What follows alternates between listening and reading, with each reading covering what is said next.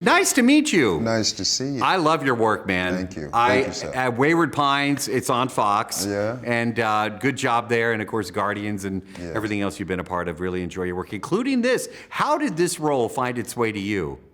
Well, I don't know. All I know is I received a phone call from Guy Ritchie one day and said, "Hey, listen, I'm doing this film, King Arthur." Wow, great.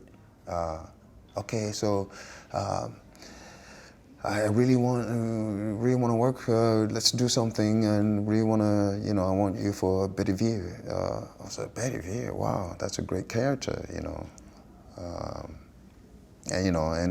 Bedivere, obviously, in the Arthurian legend, has been there from day one. He was sort of like the trusted, confident advisor, and he was there from all the way to the last battle.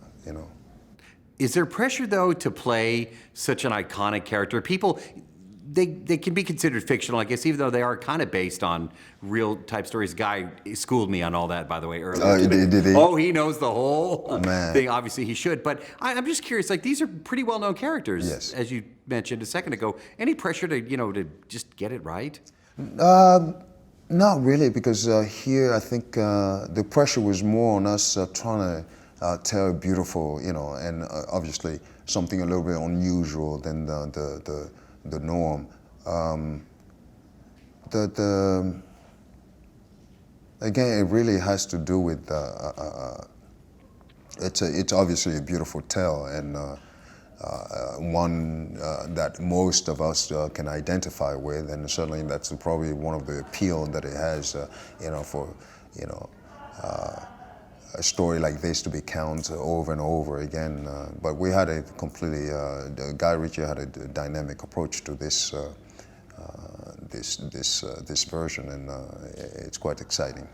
Speaking of exciting, it must have been fun to play this role because the costumes, the set design, and the action, there's a ton of action in it, but just to even dress up and play these roles, was the it costume. fun? I mean, just you putting on the costume, it really takes you back in that, to that world, to that time, and it really it helps, for your interpretation of the character. It helps greatly. Tell me the truth, did anybody get hurt? Because I think I heard that Charlie, there was an eyebrow incident. But I want to hear from someone. You didn't hear about that? I don't remember. Apparently he that. slashed one of his eyebrows, but I'm curious if you know any stories about anybody getting... Hurt? No, this is probably actually, this was like one of the rare times that I didn't get hurt on a film.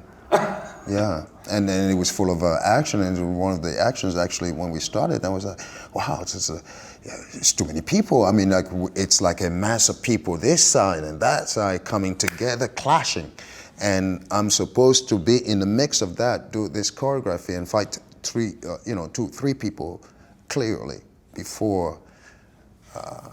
So that was in itself, the minute you get started, I mean, it's quite surprising to think that in that whole mess you didn't, stab anybody with your sword, yeah.